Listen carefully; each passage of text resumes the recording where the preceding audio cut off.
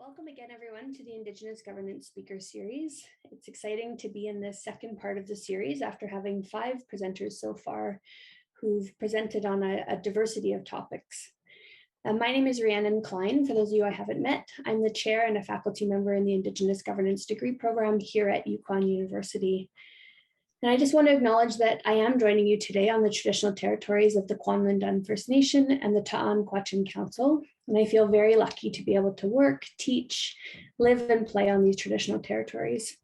But we're also joined by people all across the North and across Canada today. So it's really exciting to see the diversity of people who are joining us.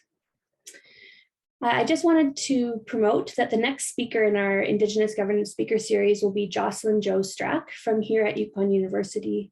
And Jocelyn will story her work in academia, land planning, and as a co-lead of the Yukon First Nation Climate Action Fellowship, and as a scholar of her own culture. So we're really excited to have Jocelyn present next month. But today I'm excited to welcome Nunatsiavimmiuk Mitch White, who is joining us today from Ottawa. And I'll pass it over to Mitch in just a moment, and he'll be able to provide a more in-depth introduction. I just want to remind everyone to please keep yourselves muted throughout the presentation. There will be time at the end for questions and discussion. Please feel free to raise your hand or type your questions directly into the chat, and I can read the questions out to Mitch. And just a reminder that we do record these speaker series sessions. They're available through the YukonU.ca website by searching Indigenous Governance Speaker Series. If you prefer not to be recorded during the question period, please feel free to send me a private message and I can pause the recording during that time. But without further ado, I will pass it over to Mitch White. Hey, Mitch White, Nain Inuit Nunatsiavimmiuk.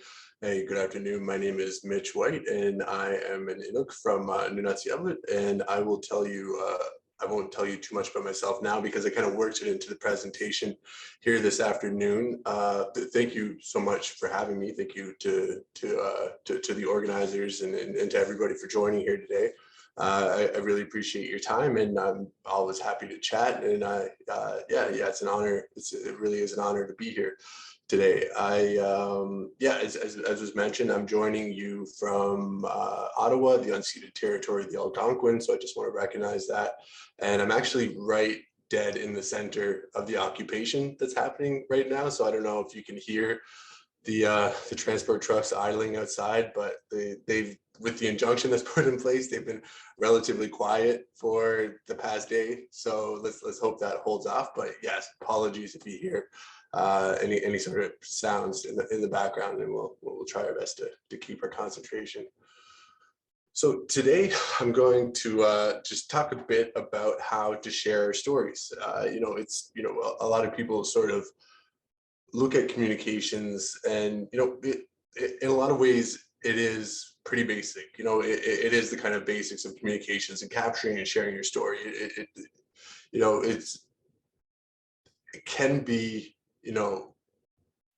but there is a big difference between communicating and just putting stuff out there and doing it in a way that'll resonate with your audience and resonate with your goals and what you're setting out to accomplish. And so when I look at sort of capturing and sharing your story and in my sort of experience with communications, I think there are kind of 3 big points that I usually tend to follow. So the first is to capture your story.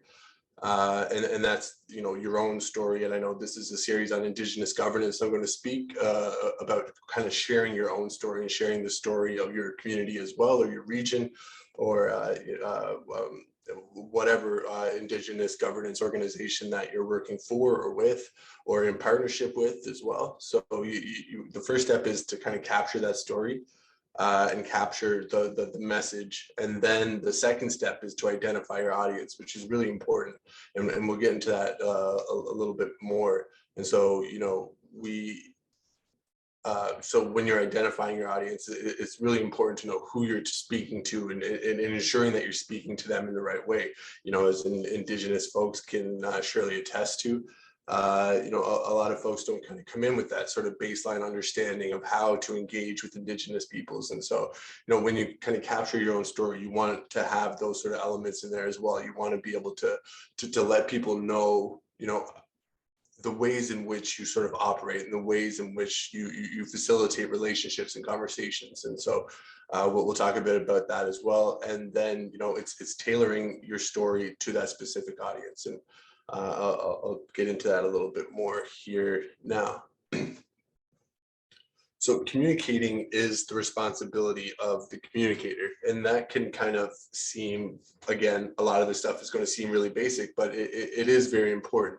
A lot of times, you'll hear somebody put out a message and then the community doesn't understand it.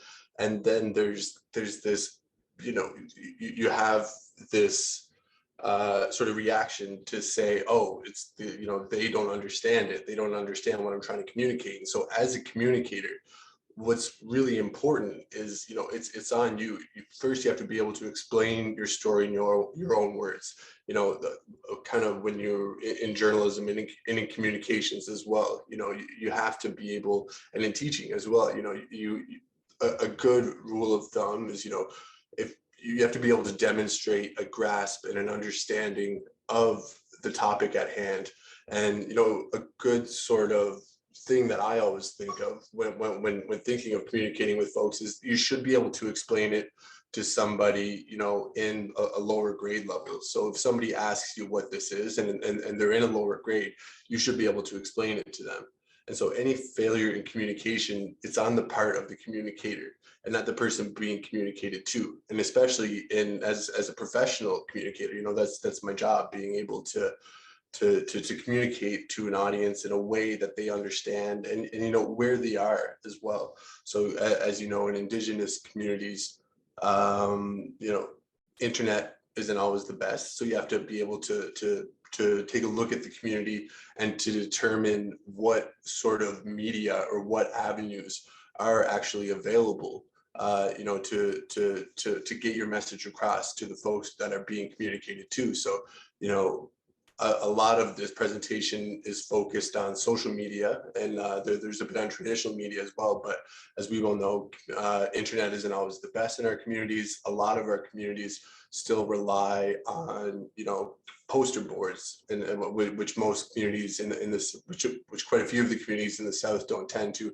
Community radio is still very big in our communities. I myself, I was a reporter. I did radio and television production before, and and it's kind of incredible to witness the parallels between community radio and between social media as well. It's kind of like, we took the same sort of methods that you would find in community radio and kind of transferred those over to social media. So in the past, you would, I would work at the radio station and you'd have community members call in and they give you public service announcements or items for sale. I'm sure many of you are aware of that, or requests from elders to come and chop somebody's wood or to come and shovel somebody's way or something like that. And it was really incredible to see, that same terminology being used that we used on the radio and that the audience heard and the community heard.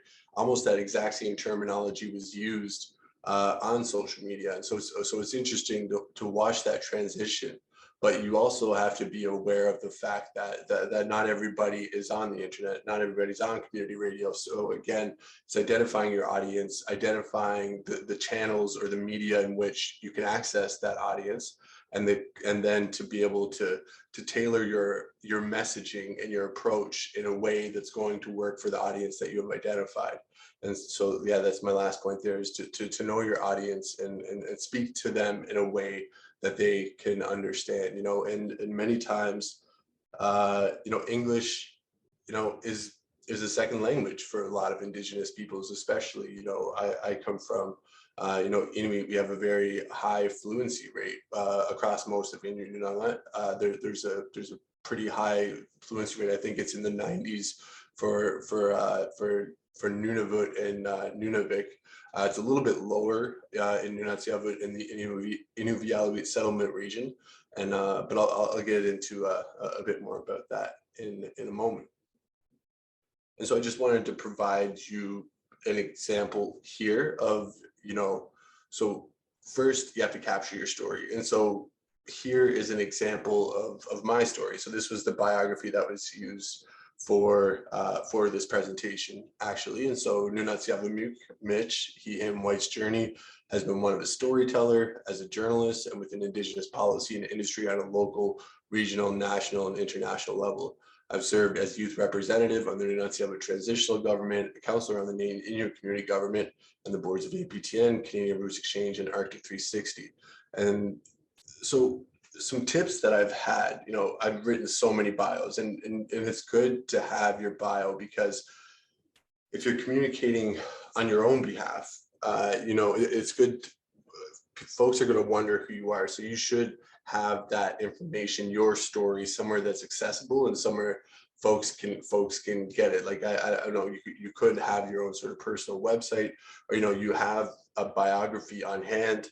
And an important thing is to be authentic in it, and to tell your story in the way that you want to tell it. I think a lot of folks look at communications, and myself included, when I first got into it, they think that there's a bunch of rules for how something's done and a bunch of rules for how something should look.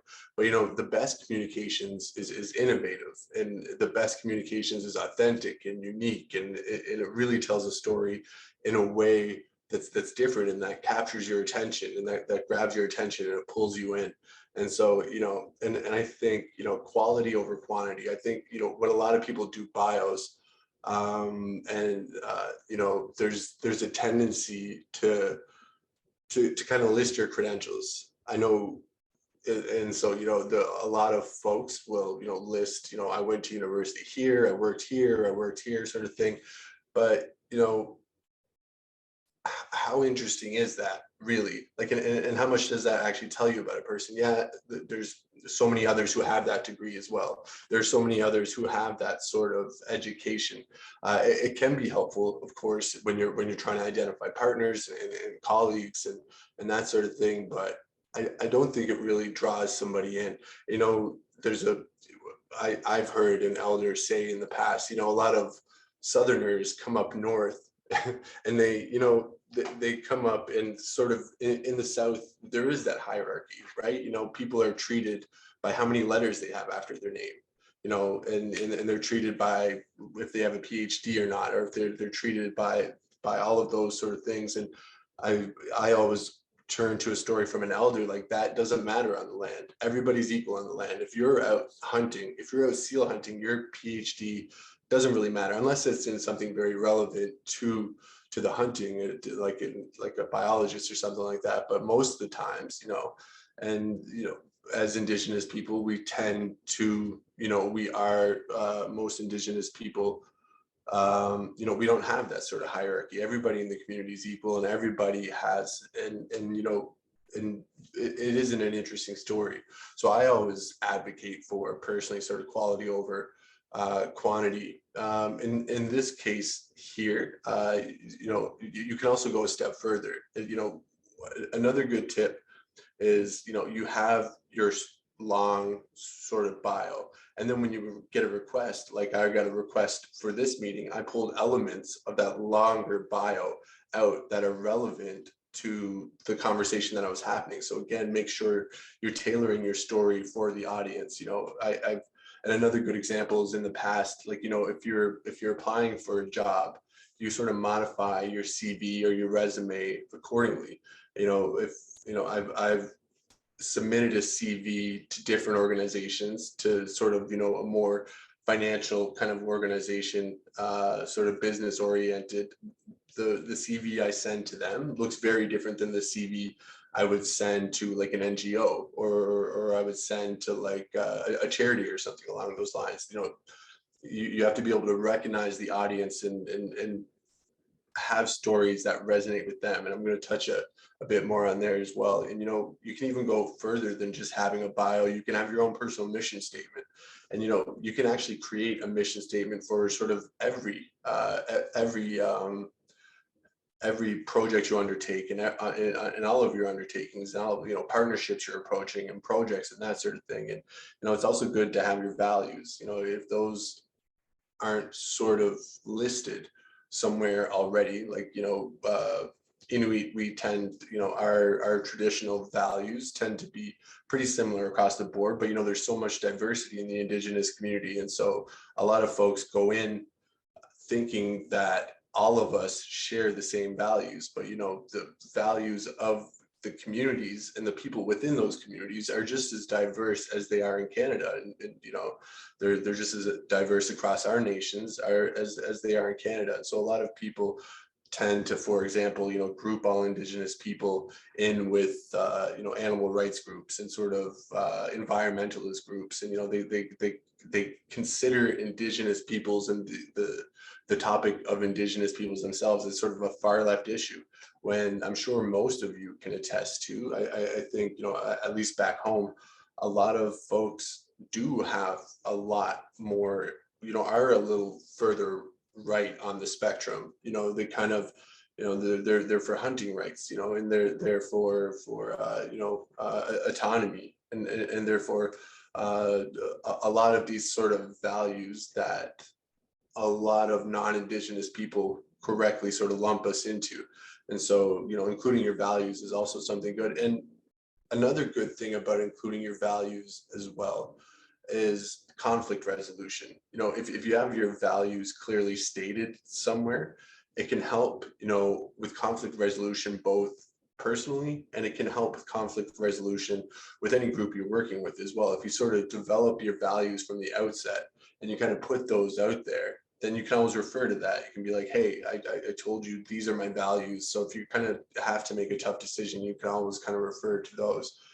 And there's a lot of hesitation on what I've learned through the course of my career is there's a lot of hesitation to put your values out there and to make your values so public, because especially leadership will they're held accountable to that. If you put this value out here and you end up not sort of following that value, I've come across folks who would rather not put those values out there because it does hold a level of accountability. So that's something that you can consider in your own circumstance and with your own story of whether or not you want those values out there, and by doing so you're held accountable to those. Or whether you don't want to listen. I didn't think it was important here because we're all Northerners, and I think we all have a pretty good grasp on what our values are as Northerners, and but I'll talk a bit more about that in the presentation. And so then you take your own personal story and you can either localize or you can expand that story. And so, as I mentioned earlier, and we'll get a bit more into that now, I am from Nunatsiavut, which is in Northern Labrador, so out on the East Coast.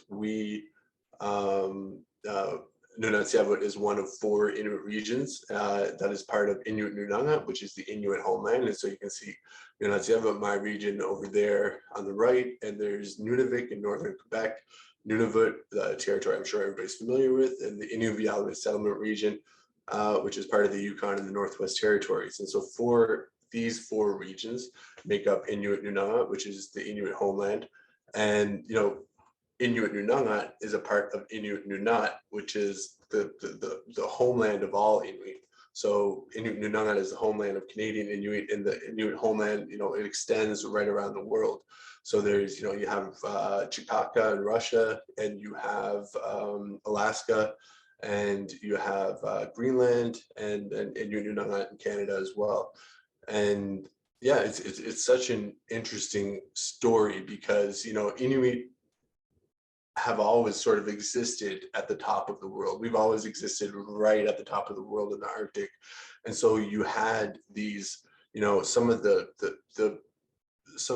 most powerful nations in the world, they just sort of came in and they just sort of divided Inuit, who were always in one identifiable location. They divided Inuit into these different nations. And so Canada got Inuit Nunangat, Greenland went to Denmark, obviously Alaska is a part of the USA, and Chikaka is a part of Russia. And so Inuit have kind of been divided in that way. And it's really interesting because, in spite of those concerted and intentional colonial efforts on the part of some of these most powerful nations in the world, Inuit still have this incredible connection. And Inuit,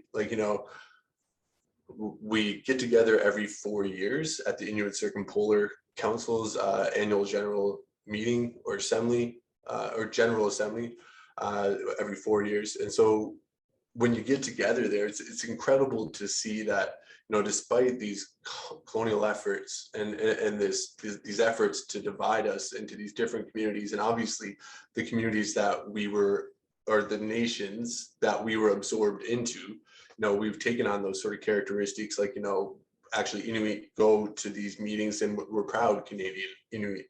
And, each of the different countries kind of has that own national pride, and yet there's still this underlying Inuit pride and this recognition of our homeland. And, and when you get together, there's, still the ability, you can see the similarities in the language. You might not be able to have a full conversation, but in Inuktitut and the other languages around the Arctic, you can kind of manage a conversation. You can kind of navigate a conversation with folks from other regions. And so it's incredible to see the resilience that still exists, and and that recognition that we still live up in the Arctic like that. And so another idea is to find unique aspects that resonate. So Nunatsiavut again is over. Actually, I'm going to return to this. So Nunatsiavut is over on the East Coast there, and so we were actually, one of the first Indigenous groups that were ever visited by Europeans. The Indigenous, when they came over, the Vikings, when they came over, pre-Columbus and pre-everybody else, they came in, they interacted with Labrador Inuit and Nunatsiavimmiuk, and I think so that relationship goes way back, and because of that reality, Nunatsiavut, we have this really sort of interesting history. We were some of Hollywood's earliest stars. There's Nancy Columbia was in the golden age of Hollywood when Hollywood first came about, and she's from Nunatsiavut. And actually, a lot of folks don't know Nanook of the North, a very famous film, was actually filmed in Nunatsiavut. A lot of people think it was filmed in Nunavut, and they actually wanted to give the perception that it was filmed in Nunavut, so they filmed it in that way. But it was actually filmed in Nunatsiavut, my home region in Labrador, because we were a lot more accessible. We were part of colonization much earlier.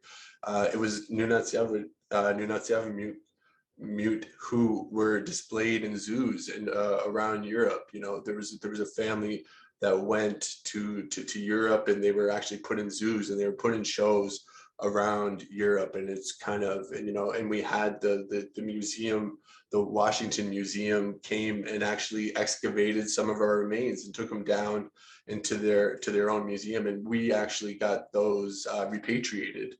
And I was actually there for that ceremony, and it was a beautiful ceremony. But yeah, we were so dehumanized, and we were kind of put on display everywhere. And again, we had this really interesting history. So Nunatsiavut, compared to other Inuit regions, we have our own distinct dialect, and so that's Inuktitut. Like most people in the north, it's Inuktitut. But in our region, it's Inuktitut with a K there.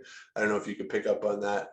Now there's a movement towards one standardized writing system called Inuktitut. But yeah, we have our own sort of distinct language, and we had these Moravian missionaries who came over from Germany, of all places, and so they sort of landed in northern Labrador. Our schools are named after German missionaries. They heavily influenced our language. I think we we tell the time in German. And so there are, just these interesting, and poppies from Germany were brought here to northern Labrador, and they actually flourished. And so there are poppies everywhere in our region. And so those are kind of distinct to our own culture.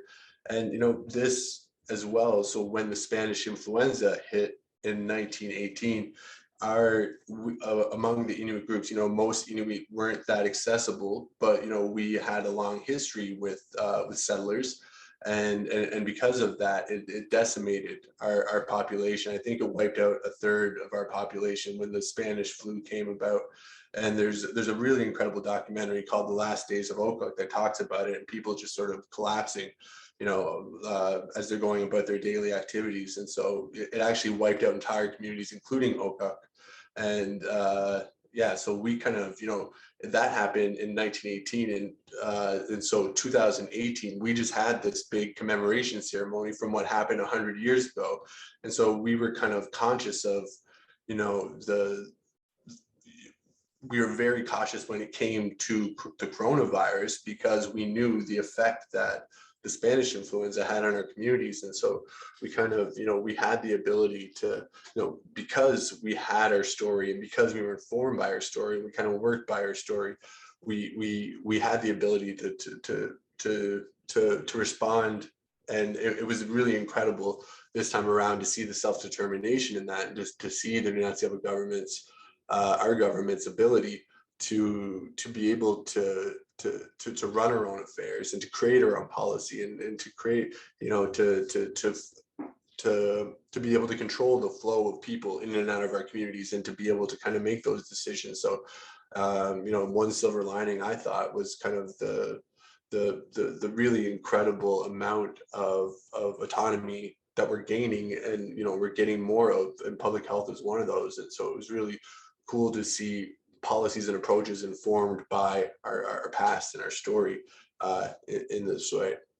And so yeah, so I'm just kind of highlighting these because these are kind of interesting tidbits that stick with folks. The connection to Hollywood, the fact that I realized just this morning as I was reviewing this presentation that these are three kind of negative examples, and I want to counter that by saying that there's a lot of positive examples as well. We have this really interesting, our culture kind of has this mix of Moravian and there's a Moravian influence in it, and we have something called Nulliuks Night that happens actually just last month in January, and so it's one night a year. It's on Old Christmas, I think it is. Is it Old Christmas? January 6th. It's something in the calendar.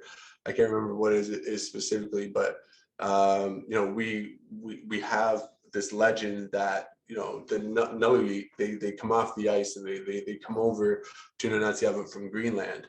And so we have people dressed up in skins, and you go around at night and they're allowed to hit younger people with a stick. And so it's just like this crazy intense event that's so fun, and you go to school the next day. And so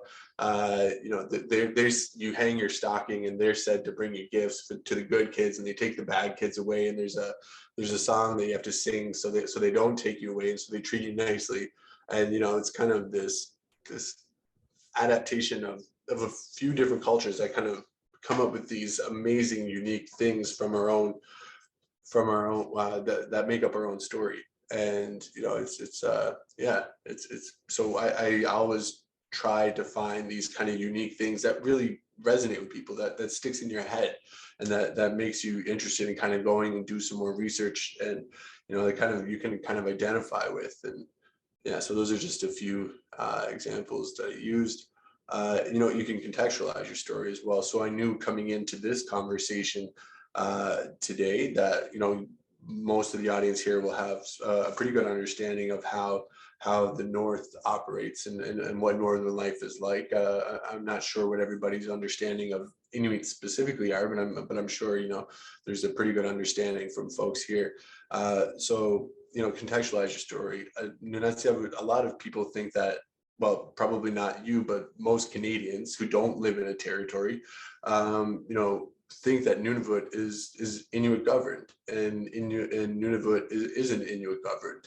It's actually a public government. Anybody can be in this government. And so Nunatsiavut, my region on the east, is the actual only self-governing Inuit region. There are efforts now, I think, in each of the three regions to create their own self-government, but we were the first to do so in 2005. And so, that's another interesting story, a way to catch people's attention. And there's a lot of parallels between Inuvialuit, who live among the Yukon and the northern part of the Yukon, in the Northwest Territories as well. So there's a lot of really interesting parallels between the Inuvialuit and the Nunatsiavut experience, because we were both on the east and west coast, we were a little more accessible, and colonization tended to happen a lot earlier and a lot more extensively. And so there's a lot more mixing in our regions between Inuit and settlers. And so you have a lot of Habunang Inuit, which are kind of a mix, is what I would qualify as. And, and it's incredible to see that, it affects things like the fluency rate. In Nunavut and Nunavik, I believe their fluency rate, they're both over 90%, I believe. And I think like Nunavik is like 93%, like they're both very high.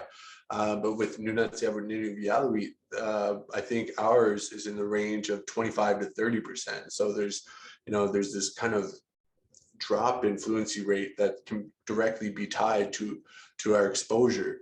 And how am I doing on time?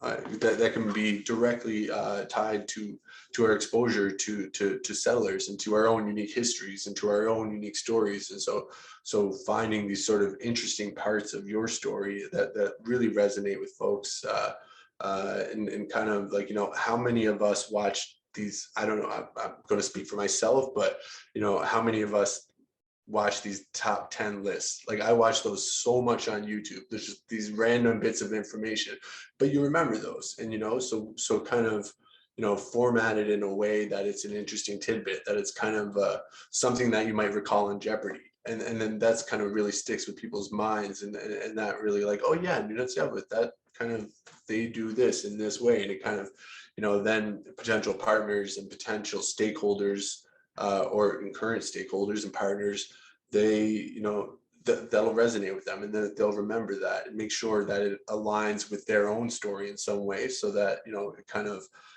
so it really resonates.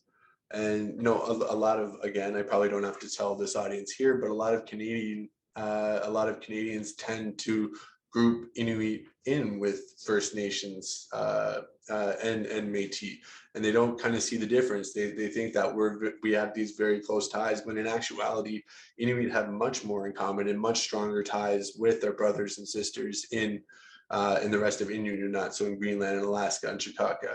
And so a lot of folks kind of think that our experience is the same. So it's really, when I worked at Inuit Tapiriit Canada, one of the things that we spent the most time on was differentiating ourselves from First Nations, which can be very frustrating, especially when you're working with government, because you have such a high turnover of staff and people, and with changes in government, those sort of high staff positions turn over so much, and you're constantly having to explain your story over and over again, which is unfortunate, but we're moving in the right direction, in that a lot of people are getting a better understanding of our histories and our distinct identities and our distinct realities.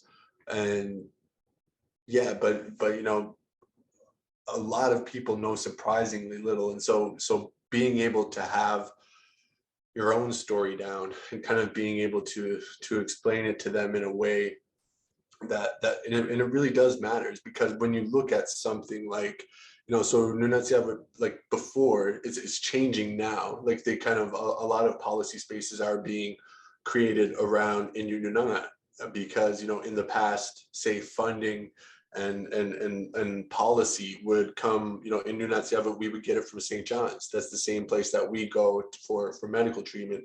In Nunavik, they have a very strong partnership with Quebec, obviously, and Montreal is where they go for treatment. And in Nunavut, they go down here to Ottawa. When Ottawa, because of that, actually, they compete with Edmonton for the highest Inuit population, in highest Inuit urban population. And Inuvialuit, they have very strong ties with Alberta and Calgary and Edmonton. And so it's always been this kind of relationship, that has existed in it's a south-north relationship versus kind of this policy space in which Inuit Nunangat, who have so much in common, where it makes much more sense to identify us as an Inuit Nunangat policy space, And now the government's actually moving in the direction of flowing funds directly to us and bypassing, say, St. John's and Montreal and all these places, who in a lot of cases actually money that was allocated for us, goes to them, but they don't actually have to prove that they sent that money to us. So money that was kind of for us doesn't necessarily make it to us all the time.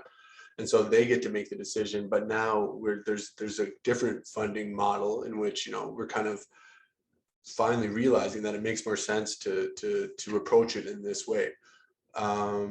Yeah, and so before that, it was north of 60 and it was south of 60. And so Nunatsiavut were actually not north of 60. And so we were excluded from funding that was earmarked for Inuit, but it was under that policy space of north of 60. And so we were excluded from that. And so, really having that distinctions-based approach and being able to explain what makes you distinct and is really important. And things like creating policy and things like budgets and all those sort of things, and having the access to those resources and capital is really important.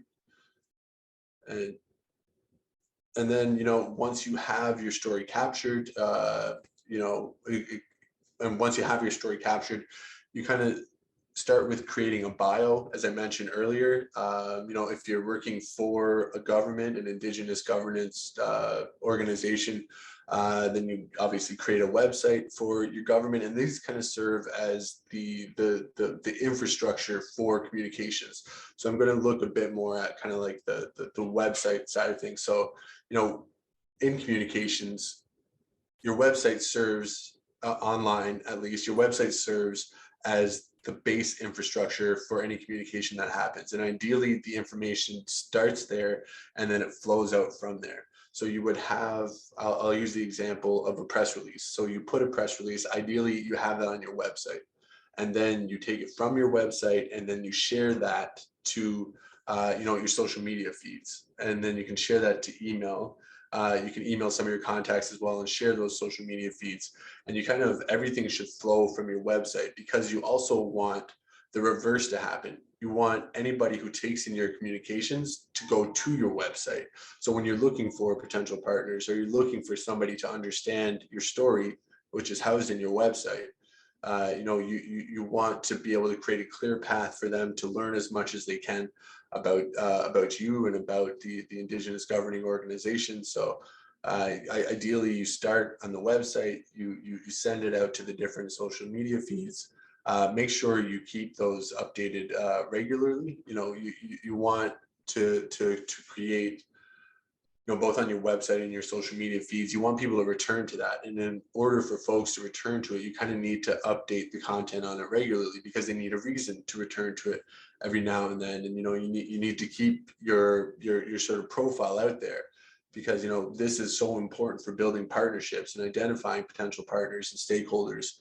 And so you kind of, you always want yourself in their mind. And so when they're thinking of, working on things that can be seen as common goals, they're always, they're thinking of you, and they're coming to you, and you get reminded of that. Make it accessible for any potential readers and partners. Tag them on social media, include hashtags, and that depends. I'll get into that a little bit more, but that depends on what the medium is, as well as whether you use hashtags. And find partners and allies that can be part of your story, and support each other's story, and support each other's vision, and support each other's goals, and find those intersections of how you can support each other. I think that's really important. And sometimes, again, a big focus of this presentation is leaning on social media and kind of leaning on the internet. But again, you have to consider that the audience you might be trying to reach isn't on the internet, like elders, for example. So most of them don't have internet account, let alone know how to use Facebook or even a computer or something like that. So you have to be very conscious of them. Community radio can still be a great way to get in touch with them, translate it into their language if possible, and if you have the ability to do so. So again, making sure that you identify your audience, and you're reaching them where they are, and then you're engaging that audience, and you're building lasting partnerships and trust, yeah. And so for some social media tips, so tailor your message for the different platforms and audiences. I really like this meme because I think it speaks to this really well. So it says and I hope to God, like, I don't know how many people here are just students, and this might age myself horribly, but I hope you do know what the Breakfast Club is. And if not, I am going to die right now. But so this is from the Breakfast Club. And so from left to right, you have Twitter, Facebook, Tumblr, Instagram, and LinkedIn. And it illustrates the point really well that each of these social media are very different. And and you have to approach each in a different way. Like, you might, some of your audiences might only exist, if you're thinking more, Twitter is kind of news, and it's a bit like, you find a lot of reporters on there, you find a lot of tech executives, you find a lot of companies, and that sort of thing. So it's kind of the news and official communications in that way, and sort of sharing stories, where Facebook is, especially for Indigenous peoples, a little more community oriented. You tend to find the average Indigenous person on Facebook and engaging in Facebook groups, I think, much more than a non-Indigenous audience. We kind of, and I think Facebook kind of still facilitates that community feeling in a way, that the others don't, the kind of community feeling that we resonate with, that kind of community radio kind of feeling. So you find, your average Indigenous person on Facebook. My approach tends to be that. Instagram is a bit more for kind of products, and obviously it's more focused on photos and the uses, and LinkedIn is obviously very professionally oriented. And so when you're engaging with each of these social media, be sure to utilize each in the most efficient way, and to recognize who the audience is on that medium, and to tailor your audience to them. It's always, tailor your audience to them. And so the use of hashtags is a really interesting one too, because hashtags are used much more on some media than others. Hashtags are, you can go on Instagram and you'll see people use many more hashtags, and it's a little less appropriate on Facebook, where you tend to kind of more tag people, and the use of hashtags isn't as wide. Twitter's a little more, but you have that limit there on Twitter, and so be aware of that. And like, there are other rules about social media, like, for example, you can only include one hyperlink in most Facebook posts. And so just be sure to you can have this core message, and then you take that and you tailor it to each of the respective media, and you make sure you tailor it to that audience. When you're doing posts, as often as you can, tag your partners, and strategic stakeholders. If you're trying to get something out there, tag, your local media. If you're announcing something, or you make mention of a partner, be sure to tag them. So hopefully they can share your content even wider, and you can share theirs as well. And have a call to action. So a lot of folks will just post on social media just to have content there, but the most effective social media post has a call to action. Do this, share this, visit our website, learn more about this. And so you always want to have a call to action, and you always want to make sure that you're utilizing the opportunity in the most efficient way possible. So every time you put a message out there is an opportunity, and you want to make sure you're doing that in the most efficient way. And be prepared to defend anything that you do post. I love Facebook memories because it shows me all the dumb stuff that I wrote when I was young, and I'm able to delete that as that comes up day to day. A lot of folks will say, don't post on social media, as a young professional, and I disagree with that.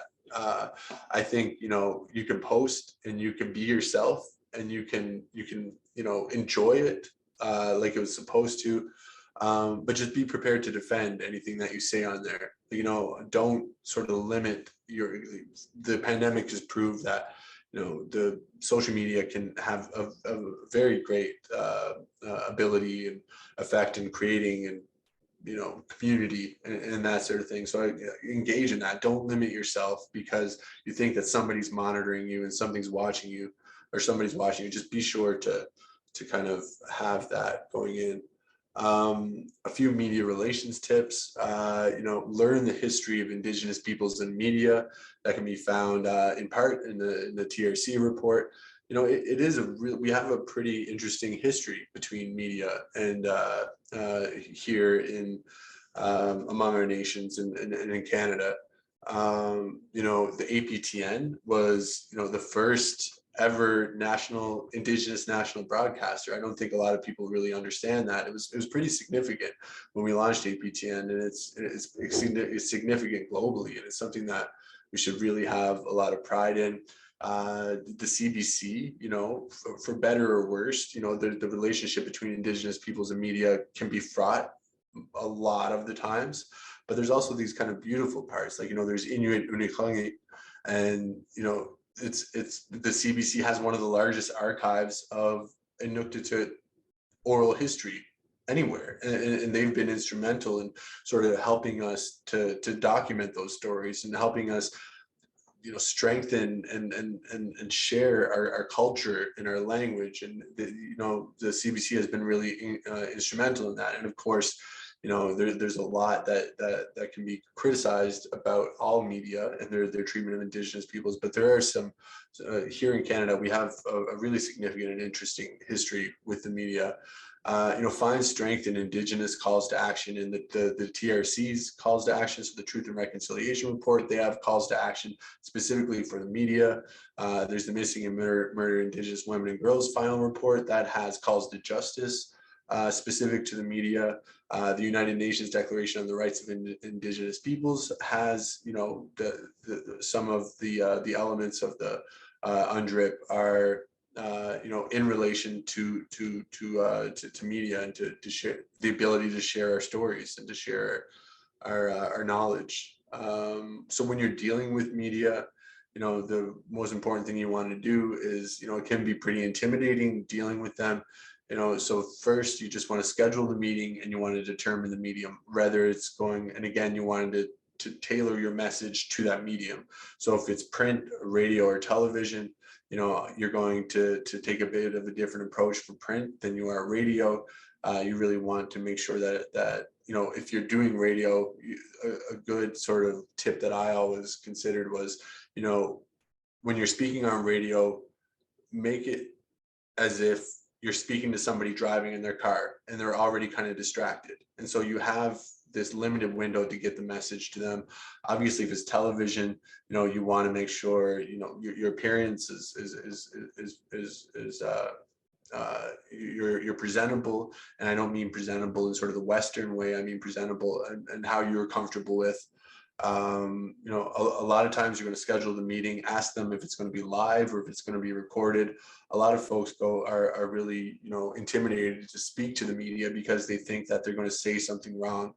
But most of the times it's recorded. And I've worked in radio and I've worked in print, and you record it and you pull sections from it, and it's their job to make you sound good, and it's their job to clean you up and make you sound presentable. So don't be too worried about how you sound in the interview itself, unless of course it's live. You should be a little more prepared for that. But so kind of keep that in mind, that they'll be editing a lot of this and recording a lot of this.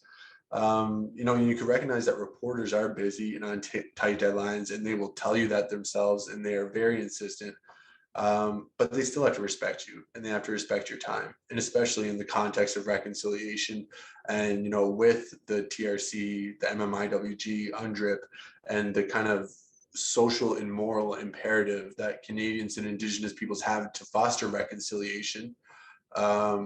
Find strength in that, kind of go in, if somebody mistreats you, be like, could call them out on it and tell them they have to respect your time, just like anybody else does. And, it can be a little intimidating, but kind of defend yourself. I think the last tip that I'll leave you with, I realize that I talked quite a bit here, is to take care of yourself. And this is the most important one, and it's the one that I wanted to end on. putting yourself out there, as I'm sure many of you can attest to, and sharing our stories, it can be tough. You know, I've been in communications, I've been in politics, I've done federal elections. I've gone door to door in federal elections, and it's tough. You know, you're going door to door, especially in a region like mine where you kind of know everybody and their dog's name, you know, and you're going and you're trying to get their vote, which in and of itself just seems so inappropriate given the colonial history. So you're going to them on behalf of a party and you're asking them to support you, and you're trying to get their vote. And you know, it's hard. You know, many of our communities have, you know, housing issues. Many of our communities have so many issues, and you're talking to these people and they're, you know, like they're asking if you can help them. Yeah, it can get tough, you know, when you have folks, you know, asking if you're going to fix my house, asking if you're going to help give me a job, that kind of stuff. And it can weigh on you. And, you know, I think the important thing is, you know, to don't keep that inside. Reach out to mentors, reach out to families and elders and professional help if needed. You know, when I was in the thick of politics, I drank a lot. I drank a lot more than I should have. You know, I'm the type that I would just lay in bed and I would just think about this stuff over and over. And I do that all the time. I actually have a note up on my board there that says, don't ruminate negative feelings, because that's what I do all the time. But no, like, you know, share the stories, you know, kind of grief and negative feelings are, you know, we share those as Indigenous people. Like, you know, you don't grieve alone, you grieve with your community, and you kind of share that. And when you do, you literally share it. You take it away and you give it away to somebody else, and they share it with you. And then in the future, you can share theirs. And so everybody doesn't hold this sort of heavy load. And, you know, it can be hard speaking to the media, and it can be hard hearing the comments and reading the comments. And when you're doing your own social media, and you're seeing those comments come in, and you have to moderate those comments, it can, you know, it can be tough. And so just kind of know that going in. And if it doesn't work for you, your mental health and your physical health are more important. There's so many ways to support your goals and to support your communities that don't involve direct, you know, putting yourself out there completely. And especially a lot of Indigenous communities, Inuit especially, you know, it's a part of our culture to be very humble, and to be very, you know, to kind of, yeah, to be very humble, and to not really put yourself out there, you know, especially Inuit. You try to make as little of a show as possible, because there are polar bears that are going to, you know, that you're trying to, that's a bad example, but, you know, like back in the day, you know, you have, there are threats out there, and you kind of have to make as little noise as possible to be able to do that. And so, you know, you can get blowback from the community, thinking like back home they would say you're proud for doing this kind of stuff, and that can be hard too. So just kind of be ready to take on those feelings and to deal with those in the right way. And, you know, there are many ways to support your goals in your community. So do what's best for you. If it isn't direct involvement with the media or putting yourself out there in that way, don't hurt yourself. There are so many other ways that you can support your own community and your own sort of governance structures. That's it. Thank you so much, Mitch. It's incredible to think of the power of social media and more modern forms to use for storytelling. I do have a couple of questions, but we probably only have time for one or two, so I'll just open it up first to see if anyone from the audience has any questions or comments or thoughts that they'd like to share.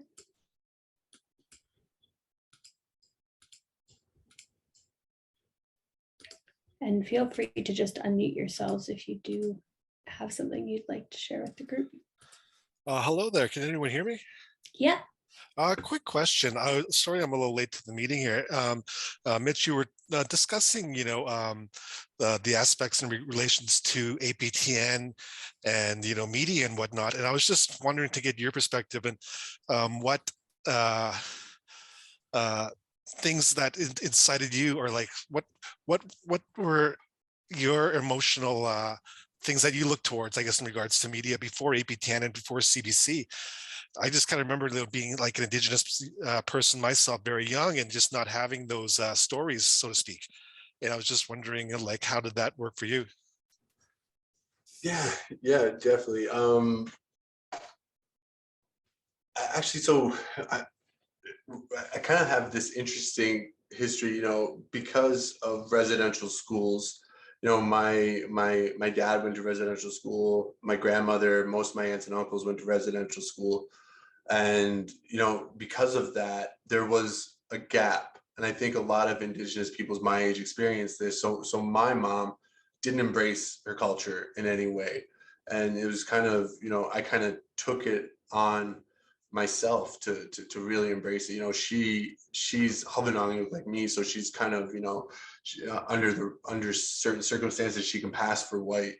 And yeah, but she completely hid, she would do her makeup in a way that made her eyes bigger so she looked less Inuk. She would do certain things to kind of, so folks didn't find out, because it was a source of shame that was put on to Indigenous peoples through the residential school system. So, when I was younger, I didn't really, pursue it as much, and I kind of took it on myself, and I pursued it myself, and I got involved in local Indigenous governance, and I got involved. I got a job out of high school at our local radio station, the YukonU.ca Society.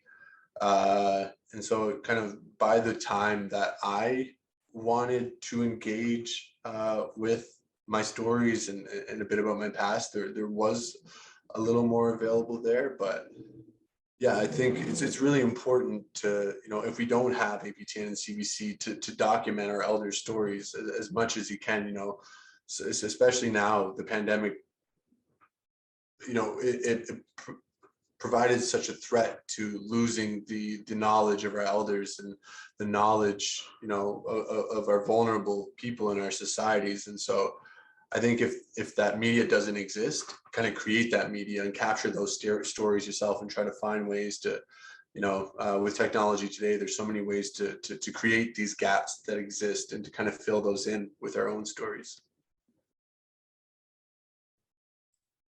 Thank you. Thank you. We might have time for one more quick question. We're past 1 o'clock, so I know some people have to get back to work.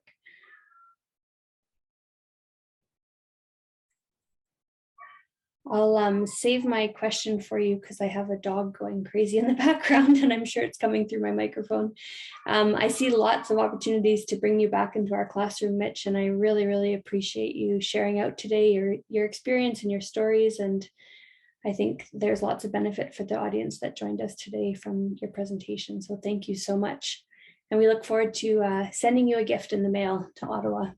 Excellent. Yeah, thank you, YukonU. Thank you so much for having me. And I know I put out a lot of information there, and I can speak forever, but find me on LinkedIn if you have any more questions, and I'm more than happy to always chat with folks.